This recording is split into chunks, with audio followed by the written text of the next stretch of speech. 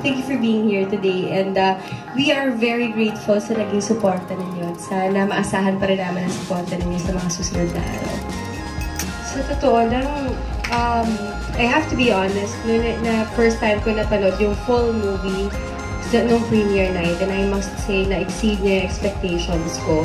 Alam ko maganda yung pelikula namin, confident ako doon, pero hindi ko akalain na ganun kaganda yung pelikula. Ang hirap na naman baka sabihin niya yung hard sell ko, pero masaya ako masaya ako doon sa naging suporta ng tao. Masaya ako sa lahat ng reviews, masaya ako na marami naka-appreciate, at masaya ako na naging parte ako ng ganitong klaseng pelikula. We're here to tell you a story. And yung storya ni Ali at ni Nick, no, it's something very personal to me. Ako, while I can only speak about my experience while doing Ali, ang sa akin kasi ang laki na natutunan ko sa kanya. Hindi ko alam kung yun yung magagawa niya sa'yo. Pero sa akin kasi I learned na dapat hindi tayo masyado nag-worry about the future, na dapat hindi tayo nag-overthink, dapat minamahal natin yung buhay. Every single day is a miracle, and so dapat i-treat mo siya like a miracle. Dapat maging masaya ka na buhay ka ngayon, at dapat magmahal ka ngayon. Hindi ka dapat naghihintay ng pagkakataon para magmahal. So yun yung naitulong sa akin na pelikula. And what's nice about the film is that iba-iba tayo na interpretasyon. I have friends na napanood at iba yung interpretation niya. And para sa akin, yun yung beauty ng pelikula. It was just a pleasure to work there, to shoot there. But at the end of the day, it's what the story called for. Nick and Ali had to be in that environment where, of course, we all know Ali needed a heart transplant, and that's a city that can give that to her. So Vancouver was essential to the story. We wrote the story first, and then we chose the setting after. And yeah, when I visited Vancouver in April before the shooting, everything worked out. We had other cities in mind, but Vancouver felt real for me. Alright. Edward, hi. This project, it didn't actually include Maymay into the picture. Did you have a hard time on actually doing that, or were you like initially, I'm okay with just doing a project without my love team in the picture? No way. I mean, like I started my whole journey with Maymay. I went through ASAP to La Luna to Living in Tandem. Every project that I had was with Mai, and of course you get used to that. You get used to that partnership. You get used to that tandem. That, you know, she's my backup plan if I need one. And I was really nervous coming into this project because, you know, for example, in ASAP Chill Out, if I make a mistake or mabubulol ako sa spills ko, Maymay is really there who catches me. And on set, it's like that as well. So if we're given the freedom to experiment and stuff, and I mess up, she's always the one that picks me up. And so going to this project without her, without that safety net, it was a really scary thing. But I told her on the premiere night, this is not just our success, the cast, the production success. It's her. She's really a big part of it, because first of all, the experience I got was hers as well. Whatever I experienced, she did as well, and the confidence I got to even sort of go to the go scene to the script read. I was so scared for every step of this production, but she was there backing me up. So yeah, it was difficult, and I mean, would I want to do it again? I'm willing to try it again, like doing it alone, but it's gonna be 10 times more fun if Maymay's part of it. So if I knew if Maymay was in this project, it would be even more fun. Yeah. Alright. It's been 2 years. Overall, the love team has worked with so many projects. What have you learned working alone in this film? I have to have more faith in myself, I think. And I have to learn to control my nerves.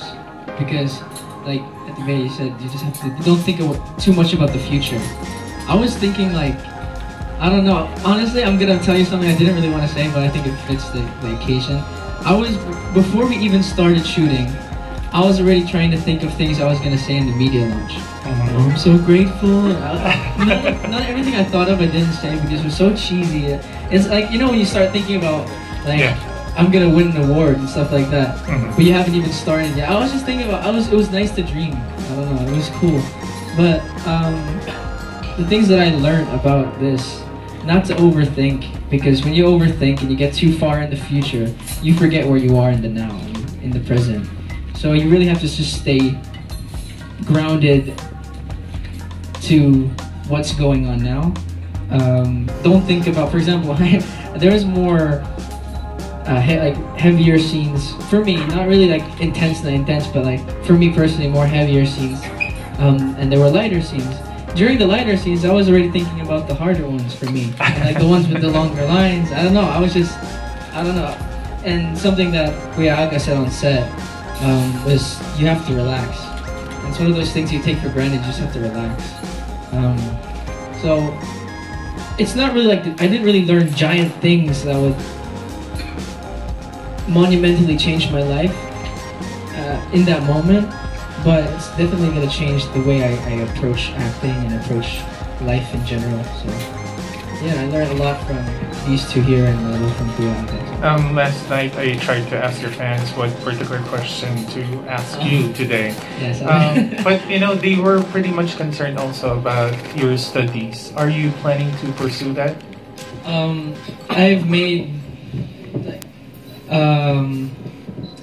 I've actually given myself a deadline. If I haven't finished my school within the next 2 years, regardless of how well it's going, I want to stop. But I really hope that doesn't happen because I want to find a way. My parents and I were really exploring a lot of options as well. My mind is actually a lot more ahead of me in that in that area. She's already like 3/4 of the way there. I'm willing to say she's already close to starting again, which I'm really happy about. I'm really, really happy about. For me, we're really exploring a lot of options too, and I think it's reasonable to say that I'm close to getting back into it too because I'm learning a lot of stuff about this industry, but I'm just keep on thinking like if something goes wrong, where will my experience on the set and learning how to relax take me? So yeah, my answer is I'm close to getting back into it, and don't worry, it's still very much present on that one. All right, thank you. Ms. Bea, going back to the experience actually working with Mr. Agamula, you have a slight, well, obviously you have a slight difference in age. Was that like a little uncomfortable for you, or was it, do you think it was actually needed in the script? Actually, if you watch the movie, hindi siya masyadong pinag-usapan. And hindi siya kailangan pag-usapan. Hindi rin kami nag-pretend like he was older. Yeah. Hindi siya nag-pretend like he was younger. Nag-fit lang siya dun sa roles. And I guess yun yung intention na yung role kasi ni Nick kailangan marami ng pinagdaanan, marami ng pinagsisihan sa buhay at gusto niya mag-start again or gusto niya mag-give back. So, siguro tamang-tama na yung age ni Agamula. Tamang-tama yung role ko naman bilang Annie na gusto ko pang marami pa akong gustong gawin sa buhay. Gusto ko pang mabuhay. Kaya tama din sa age ko. So, hindi naman siya issue. You've mentioned in like the recent videos that you wanted to live in Vancouver. Yeah. Why do you say so? Was it like it was worthy to replace with the Philippines?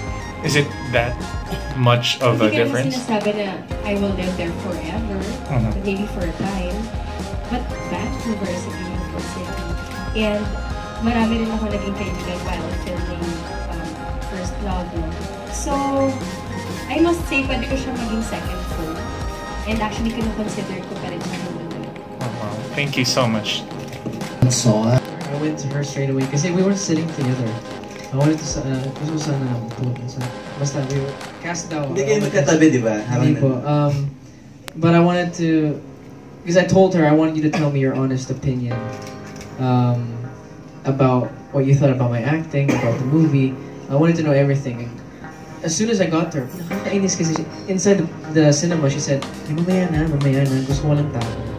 Kasi she dissected everything. She remembered everything. She remembered parts of the movie. Edward, ito, naramdaman ko na, that was her first day, no? This scene was her first day. She was right. She has like this really sixth sense. She said, I saw that you were nervous there. And alam ko first day yun, no? So, she saw the difference in, I think it's some things that maybe not people can see. I think it's just because she knows me so well. I think she took notes on her phone about points in the movie. She said, itong nuance mo, parang hindi natural, ganun. So she was really one of my biggest critics and one of my biggest supporters. So yeah, she liked the movie as well. She said, it's like you were actually there. It wasn't a movie, it was an experience. So yeah, very, very supportive. Sabi niya, ito daw yung paborito ng pelikula. And so sobrang saya niya, magpapablock screen siya. Para sa Marikina. So kaya na-announce ko na parang hindi